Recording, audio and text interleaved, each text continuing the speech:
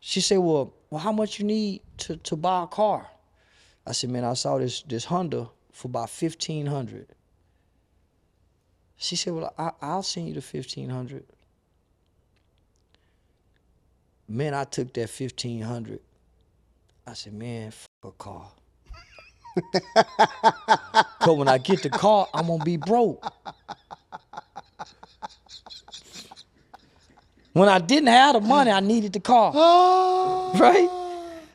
So when I needed the car, boy, when I got the money, man, that car. That's not fashion. Fashion is what Kanye and them was doing. Yeah. So I got into the textile industry. So I met a man off in Tennessee. He took me up into the mountains. I drove 10 hours to Tennessee, another 3 hours up into them mountains. And I met two of them white families along with a Mexican named Javier. They got everything Dollar General got. Everything the Family Dollar got. And so all the stuff that we get from the gas stations and all the stores that we go buy wholesale from, I went and found out where they get their stuff from. And it all led me back to cotton. That old cotton right there. Yeah. And so that's how I was able to play online and lose my monetization, because I had the textile that would support me. Black people was calling me saying, hey man, where I get them hoodies from? Well, I get these hoodies for $1, $2. The same, I tapped into the Haitians. President Trump shut down Gildan's factory and moved Gildan to Haiti's country. So Gildan, the brand, I see you had them Gildan shirts over there. The headquarters is in Haiti. So I've been trying to establish. Is it really? Yeah, I've been trying to get with them Haitians and over there in Gildan. I think we can really do something with some importing and exporting. Yeah.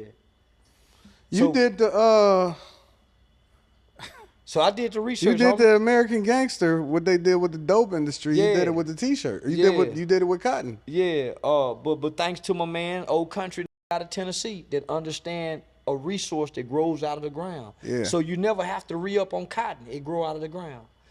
China can't grow cotton. China makes silk, but they make it out of plastic. And China buy the world's trash and make silk and polyester out of it. So I think a few places in some Latin countries grow cotton and do textile. But for the most part, the rest of the world was getting their cotton from these picking it. Britain, all the rest of the world, all these cold places around the world, they getting their cotton from the who was picking it. That's how America became a superpower once they created the cotton gin. And the factories up north.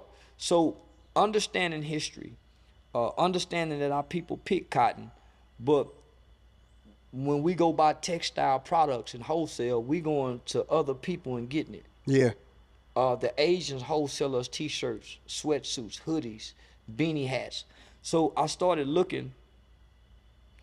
Every time I go to a convenience store, whether it's a 7-Eleven, a Chevron, a BP, they have textile materials that they sell us, from high visibility vests, They do. Handkerchief, gloves, beanie hats. They even got socks now. The mask. All of that's textile material. So I started saying, they selling this to us for accessories. They getting it for 50 cents, 30 cents, 10 cents, 20 cents, and we turning around buying these $8 shirts out of Walmart. And it's not the highest quality. So I started understanding why. I started learning from the textile industry why Burlington Coat Factory got a price, why the mall price is different than Walmart price, why all these different stores, because it's the quality. You got first quality, second quality, regulars, irregulars, different blends of cotton. Man, this guy was able to teach me this in a matter of less than a year. So when I talk to people, I sound like an expert, but I just got the surface of this. You think so? Yeah, because the textile industry is bigger than what I'm talking about. You talking about rugs, curtains, drapes, your blankets, your bedspreads, your sheets, your pillowcases, diapers, Pampers, Kotex, rugs, mittens from the stove. Man, you talking about all of that's textile. Just about everything you see in your house is textile. Yeah. our ancestors were expert and proficient in not just making these things, understanding the business aspect of these things, knowing what shirt to print on during wintertime.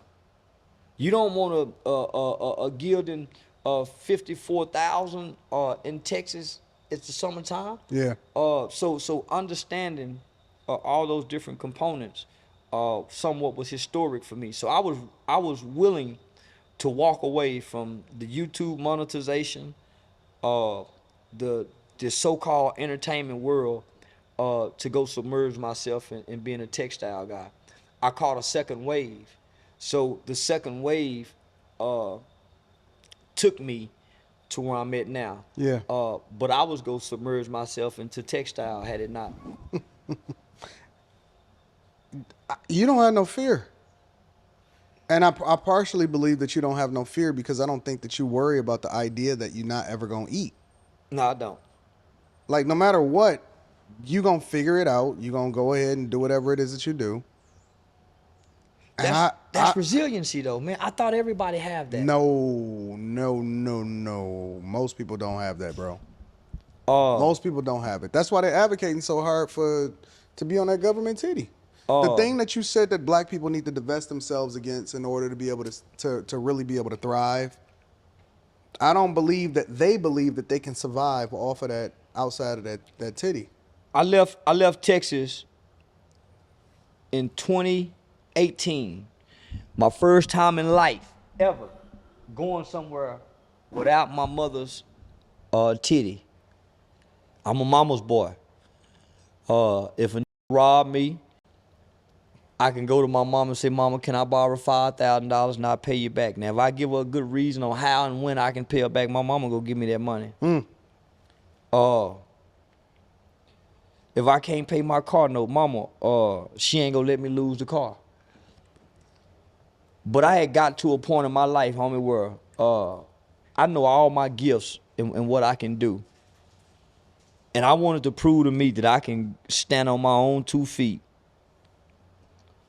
I moved to California. I left Texas with $150 in my pocket. Me and my wife had just met at the time. She gave me a ride to the airport. I didn't have a credit card or a debit card or a bank card at the time to even pay for my luggage, because I didn't know you had to pay for your luggage. I was flying Spirit. Just so happened she walked me in, and I was too ashamed to even ask her, but she caught on, and that woman paid for my carry-on luggage. I had $150 to my name. I had a job interview. I had my second job interview that I was going to. I didn't know where I was going to be staying. I knew who I would be staying with. I didn't have a car. I just had some resiliency and a determination to make my life hard so I can find some new motivation. Yeah. Yeah, I wanted to make my life hard, homie, so I can tap into a new element of who I was, and you can't tap into that element in comfort. Man, people ain't built like that, bro. I slept on my mama couch. I thought I would go have a neck problem because my neck, it was a sofa, a love sofa, and my feet hung off and my neck was crunched up. I slept like that for months. I landed my dream job, and I worked at nighttime. My wife called one day, and I said, my voice, because normally I'm upbeat. She was like, "What's wrong?" I said, "Man, it's like I can't save no money. I'm having the Uber everywhere, and the Uber was killing me." She said, well, how much you need to buy a car? I said, "Man, I saw this Honda for about $1,500. She said, "Well, I'll send you the $1,500. Man, I took that $1,500. I said, "Man, f a car." Cause when I get the car, I'm gonna be broke. When I didn't have the money, I needed the car. Right? So when I needed the car, boy, when I got the money, man, f that car.